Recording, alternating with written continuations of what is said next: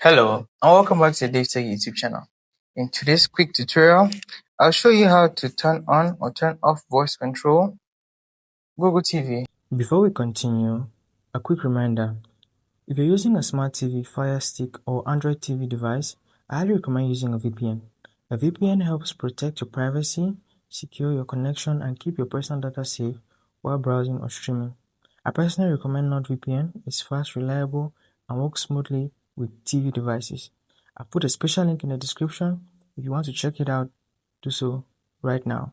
Let's get back into the video. So, we're going to simply head over to the Home tab. On the top right, I'm going to take you to DaveTech. This is the account we'll be using, and then I'll enter Manage Accounts. So, bottom of the screen, you see Manage Accounts. Click on that, and now we're going to navigate to the right.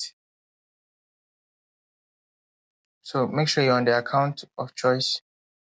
Account which is logged in the home screen as well.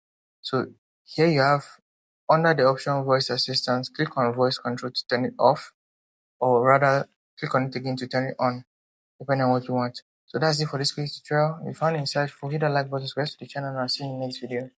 Peace.